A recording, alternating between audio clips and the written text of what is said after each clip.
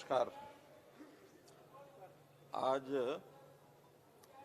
विधानसभा का जो चर्चा बजट पर है उसी के ऊपर दिन भर की चर्चा, बल्कि आज सेकंड सिटिंग भी उसी ऊपर चल रही है अभी।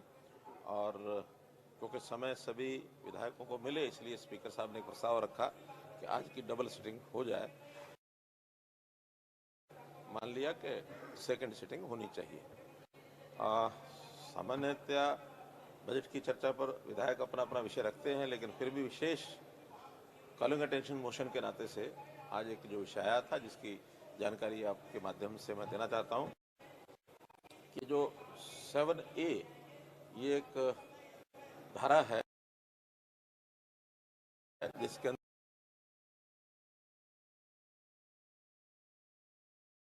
अपनी जमीन की, तो उससे पहले एनओसी उसको लेना पड़ता है अर्बन लोकल बॉडीज और टाउन कंट्री प्लानिंग से।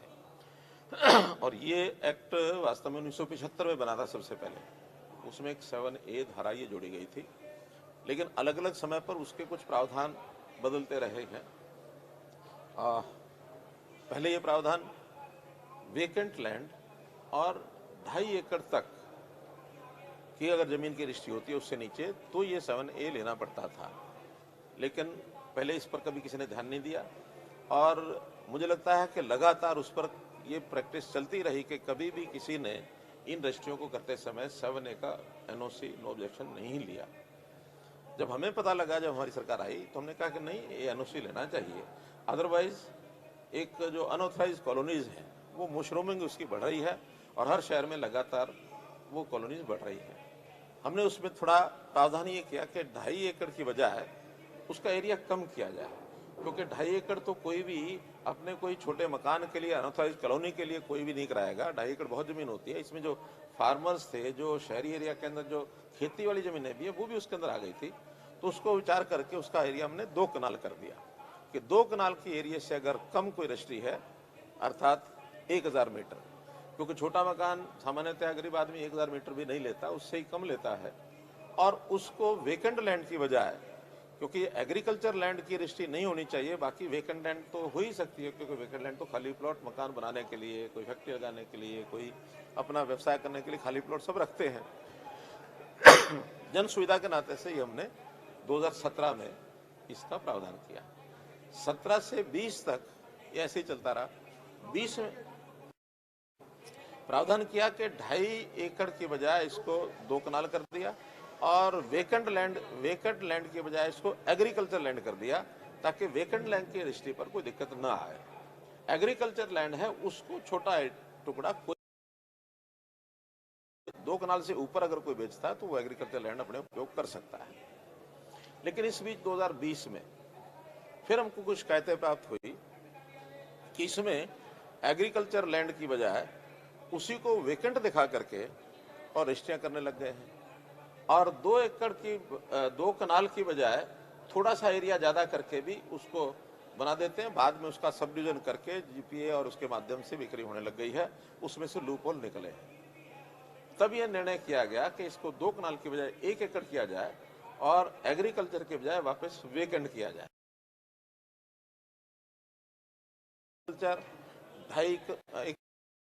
1 एकड़ ये शिकायतों के आधार पर या जनता की डिमांड के आधार पर सब किया गया।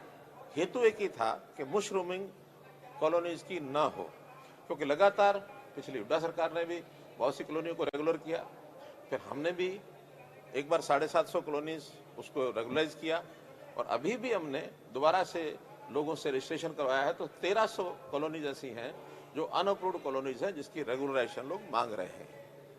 इन सब बातों को ध्यान में रखते हुए और ये रेस्ट्रिक्शन किया जाए कि हम इसका ऑनलाइन सिस्टम बनाएं और एनओसी जरूर लेनी पड़े।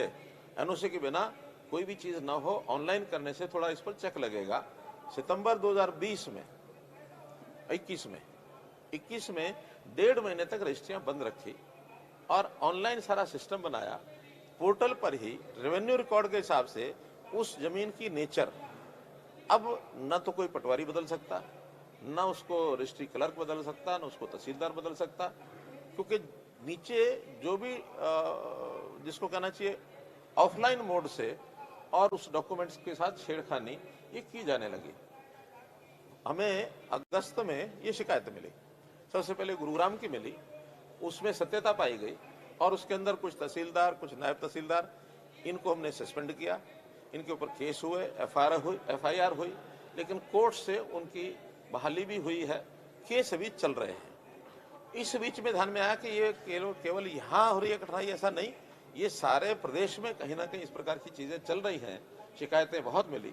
तो हमने उसको अगस्त 2020 में ही सभी एफसीआर और डीसीज और डिविजनल कमिश्नर्स उनको पत्र लिखे कि ऐसी जिसमें एनओसी नहीं ली गई और इन लोगों ने रजिस्ट्रियां की हैं किसी भी मिलीभगत के कारण से, इसकी सब जानकारी ली जाए।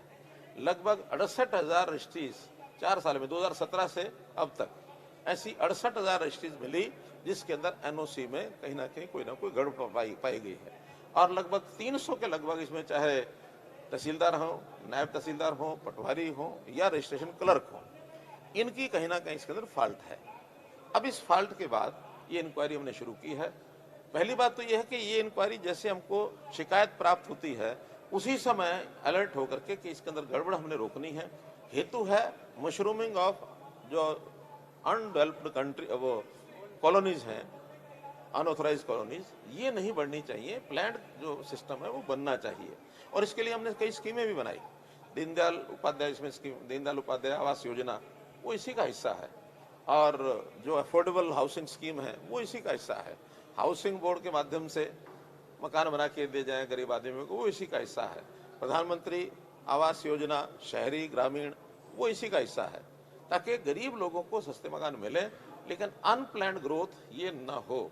अब ये जो सारी गड़बड़ें ध्यान में आई, इसके अंदर कहीं ना कहीं भ्रष्टाचार की बातें भी सामने आई कि कुछ लोग इसमें से यानी मिसलीड करके गलत तथ्य दिखा करके रजिस्ट्रियां करते हैं।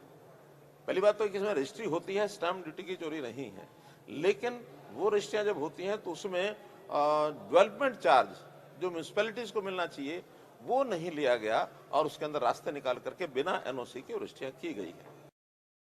तो आधार मान करके अब उन सबसे एक्सप्लेनेशन गई है कि तहसीलदार, नायब तहसीलदार, एफसीआर ने 15 दिन का समय दिया है कि उसको एक्सप्लेनेशन देना पड़ेगा और नीचे जो रजिस्ट्री क्लर्क हैं या पटवारी हैं वो डीसीज को कहा है कि वो उनको नोटिस देकर के 15 दिन का और नोटिस देकर के उनके एक्सप्लेनेशन मांग रहे हैं। जैसे निश्चित रूप से उनके ऊपर जो कार्रवाई बनेगी वो करेंगे, किसी प्रकार की कोई ढिलाई नहीं बरतेंगे। इस बीच में हमारी जो एजेंसीज हैं, चाहे वो सिविल फ्लाइंग स्क्वाड है, चाहे विजिलेंस है, वो भी एक्टिव हुए और जो उनके प्रमाणित चीजें मिली उन प्रमाणित चीजों के आधार पर, इंफॉर्मेशन के आधार पर, और उन्होंने सीधा सीधा रेड हैंडेड पकड़ा, जिसके परिणाम स्वरूप एक डीटीपी करनाल, तहसीलदार करनाल और 2 जेईज, 4 लोगों को पकड़ लिया है। उन चारों की इंटरोगेशन चल रही है। उसमें और कौन कौन आगे मिली भगत में आएंगे, किसी को छोड़ा नहीं जाएगा। मेरा कहने का मतलब यह है कि हम भ्रष्टाचार के खिलाफ जो जानकारी कहीं से मिलेगी उस जानकारी के आधार पर आगे बढ़ेंगे। कोई विपक्ष के लोग हमको जानकारियां नहीं दे रहे। आज हमारे किरण चौधरी जी ने कहा कि आपने माना है कि 68,000 या 58,000 ये रजिस्ट्रियां गलत हुई हैं। मैंने कहा माना नहीं है, हमने इसको जाना है। मानने और जानने में अंतर इतना ही होता है कि कोई हमें और आके बताए तो हम माने। We have accepted the information given by opposition, नहीं, ये हमने अपने आप इन जानकारियों को प्राप्त किया है अपने सिस्टम से। पब्लिक की ओर से शिकायतें मिलती हैं, उनकी ओर से इसको एक इंफॉर्मेशन हमने जनरेट की है कि कैसे कैसे गड़बड़ हुई है। और इसमें विपक्ष कोई कल को अपना श्रेय लेने की कोशिश करे और अपने कॉलर ऊंचा खड़ा करे, कोई अर्थ नहीं करने का, क्योंकि इनका इतिहास वो भी हमारे सामने है। और जब उन्होंने बहुत शोर किया तो मुझे ये कहना पड़ा कि अब ये जो रजिस्ट्रियों की एनओसी है, मुझे तो लगता है कि पहले कभी एनओसी का कोई प्रचलन रहा ही नहीं होगा, तो हम बहुत ज्यादा बैक तो नहीं, लेकिन 2010 से 2016 की ये जानकारियां भी लेंगे और 2010 से 2016 तक कितनी रजिस्ट्रियां हुई, कितने उसमें एनओसी प्राप्त किए गए, जो जो पैरामीटर उस समय के थे उस पैरामीटर के हिसाब से कितने उसमें रिकॉर्ड में आएंगे। इसके लिए जो भी व्यवस्था डिपार्टमेंट करेगा, हमारा रेवेन्यू डिपार्टमेंट, कोई कमेटी बनाएंगे, हर एक डीसी, हर एक तहसीलदार, उसके माध्यम से 6 महीने के अंदर अंदर इसकी कंक्रीट जो भी कोई जानकारियां होंगी, इसको इंक्वायरी को पूरा करेंगे और जो दोषी हैं उनको सजा मिलेगी, चाहे किसी भी लेवल का हो। सर, एक बात ये भी निकल करके आई थी कि ये प्रोसेस ही इस तरीके से चल रहा था 7A को लेकर के कि इसी प्रकार से रजिस्ट्रियाँ होती थी, 7A का ध्यान ही नहीं रखा जाता था। उसको 2017 के बाद इम्प्लीमेंट किया गया या उससे पहले से ही इस तरीके से था? क्योंकि जो कार्रवाई नहीं, ये तो पहले से प्रावधान है 1975 से, लेकिन कभी किसी ने ध्यान नहीं किया और इसी में से रजिस्ट्रियां हो जाती थी और रजिस्ट्री होकर के वो अनऑथराइज मकान भी बनाते थे, कोई डेवलपमेंट चार्ज भी मिलता नहीं था, कमेटियां जो है दुर्गति उनकी होती थी, उनको सब प्रकार की सुविधाएं वहां देनी पड़ती थी, वहां सड़कें भी देनी है, वहां सीवरेज भी देना है, वहां गली पानी भी देना है, वहां लाइट भी देनी है, सब देना पड़ता है। 1 एकड़ के ऊपर लगभग यानी 1 स्क्वायर मीटर के ऊपर लगभग 2500 रुपए का खर्च 1 स्क्वायर मीटर पर इन व्यवस्थाओं को डेवलप करने का आता है। अब 2500 रुपया तो कोई देगा नहीं, हमारे यहाँ कहीं 200, कहीं 300, कहीं 500। अब आकर के हमने किया था कि 5% ऑफ कलेक्टर रेट, और ये 2018 से ये तय है 5% ऑफ कलेक्टर रेट। अगर 10,000 है तो 500 रुपया, 20,000 है तो 1,000 रुपया। यानी ये उस मात्रा में भी नहीं है जितना खर्च वहां आता है, क्योंकि आज कोई भी डेवलपर है, चाहे छोटा है चाहे बड़ा है, उसको ईडीसी इसी काम के लिए देनी पड़ती है, डेवलपमेंट चार्ज के नाते। तो डेवलपमेंट चार्ज के नाते कोई भरेगा और वो वहां एक डेवलपमेंट कॉलोनी बनेगी, उसके मुकाबले में ये जो अनऑथराइज कॉलोनी है इसको तो कुछ नहीं देना पड़ता। ये 2018 से चल रहा है। क्या हुआ, डिपार्टमेंट पहले इसमें ये था कि एक रेट भी तय किया गया था, एब्सोल्यूट रेट 120, 150, 200, 250, 300, और नोटिस ये है कि आइदर दिस रेट और 5% of collect rate whichever is higher. तो वो सब जगह 5% की रजिस्ट्रियां चल रही थी, लेकिन बीच में हमारे डिपार्टमेंट ने उसमें आधा पोर्शन जो पहले वाला वो खत्म कर दिया और केवल 5% कर दिया, जो कि तुरंत करने की कोई आवश्यकता नहीं थी, पहले से वो लागू था।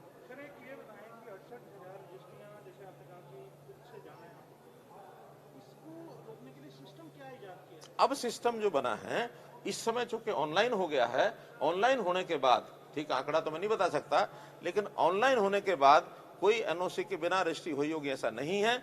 लेकिन हाँ, जिस लैंड को हमने वेकेंट दिखाया है उसको वेकेंट की बजाय कुछ और दिखा करके, बरानी दिखाकर, कुछ और दिखाकर, क्योंकि ये रिकॉर्ड चेंज करने में अभी भी मैनुअली रिकॉर्ड करने का जो विषय चल रहा है, इसको हम ऑनलाइन रेवेन्यू रिकॉर्ड के साथ जोड़ करके कोई उसको चेंज नहीं कर सकता। जो एक बार फिक्स हो गया उसी का रिकॉर्ड मिलेगा।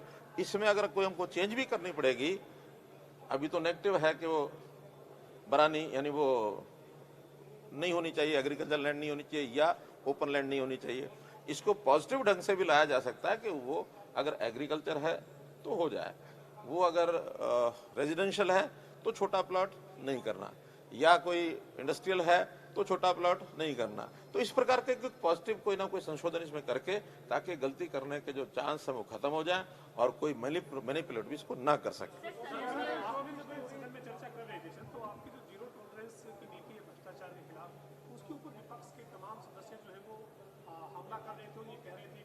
आपके गृह जिले में 100 करोड़ का तहसीलदार पकड़ा गया, डीटीपी पकड़ा गया, ऐसे ही प्रदेश में तहसीलदारों को एडिशनल चार्ज दिए हुए हैं, तहसीलदार भ्रष्टाचार में जगह जगह संलिप्त है।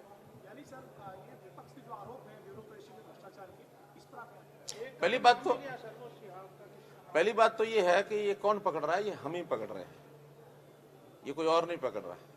और कोई गलती अगर अपने समय हो रही है और उसको हम पकड़ रहे हैं तो ये हमारे लिए डिस्क्रेडिट की बात नहीं, हमारे लिए क्रेडिट की बात है कि हम अपने समय में भी कोई गलत काम नहीं होने देंगे।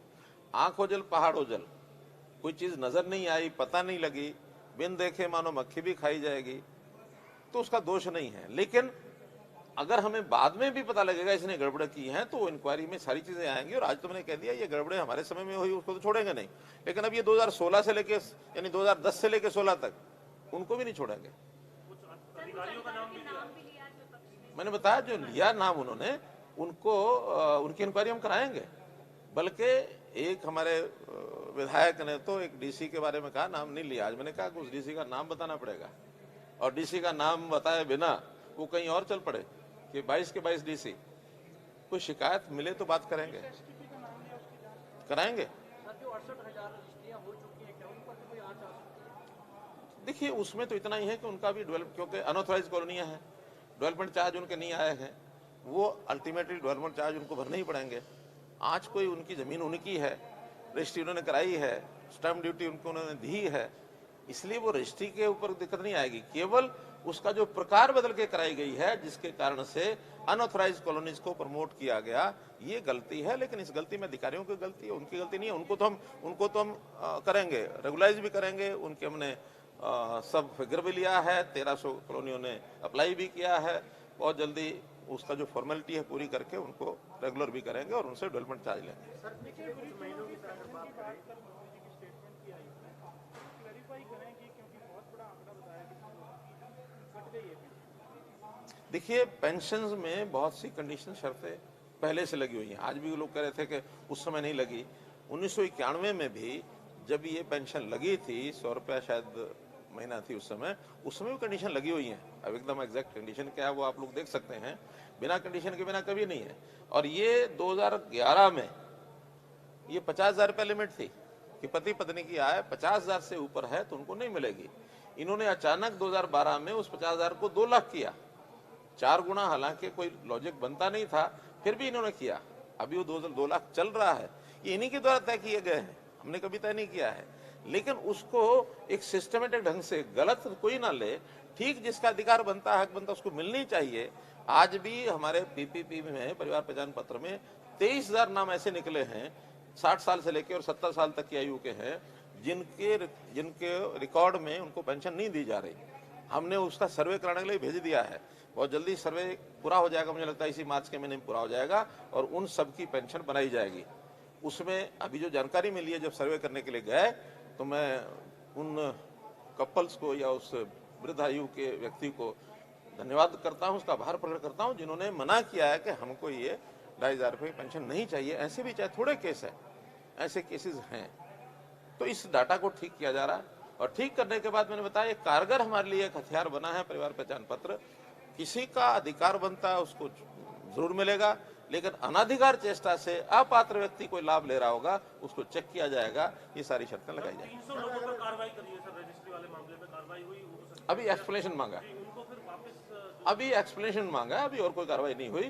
केवल कुछ गुड़गांव के जो 2020 में जिनके खिलाफ शिकायत हुई थी, उसमें से 8 FIR लिखी गई हैं, उनको सस्पेंड किया था, कोर्ट से उनको बहाली मिली है। सर अगर पिछले कुछ महीनों की बात करें, आम आदमी पार्टी की पंजाब में जीत के बाद पड़ोसी राज्यों में तेजी से प्रभाव बढ़ रहा है और आपकी पार्टी से ये देखिए, ये एक लोकतंत्र है। लोकतंत्र में पॉलिटिकल पार्टी अपना अपना काम करती हैं, तो ये पॉलिटिकल काम करना किसी पार्टी के लिए वर्जित नहीं है। कोई भी करे, सबको छूट है। किसका प्रोग्राम क्या है, जनता किसको पसंद करती है, जो सरकार चलाई है उसमें उपलब्धियां क्या हैं, इन सब चीजों को देख करके जनता जो है वही जनार्दन है, जैसा करेंगे वैसा देखेंगे। पिछले कुछ महीने के आंकड़े देखिए, विजिलेंस ने हर दूसरे दिन चौथे दिन किसी कर्मचारी को, अधिकारी को रिश्वत लेते हुए पकड़ा है। कुछ महीनों में रिश्वत ज्यादा बढ़ी है या विजिलेंस ज्यादा एक्टिव हुई? रिश्वतें तो मुझे लगता है जितनी पहले चल रही थी वही, बल्कि कुछ ना कुछ कम हुई है। लेकिन जब कम होती हैं उस समय डर बैठता है और कुछ लोगों का कहना यह है कि जब सख्ती होती है तो रेट बढ़ता है।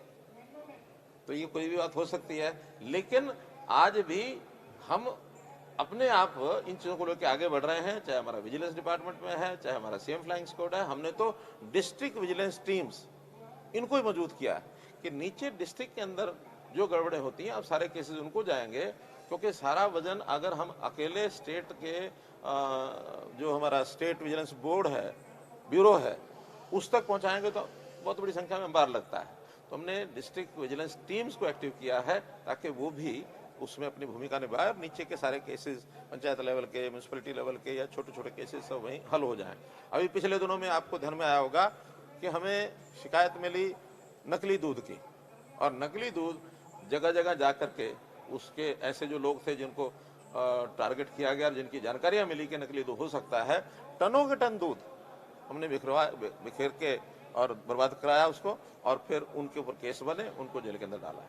तो इस प्रकार की ये जो लड़ाई है हमारी भ्रष्टाचार की, ये लगातार मजबूती से हम लड़ेंगे और अब इसकी समय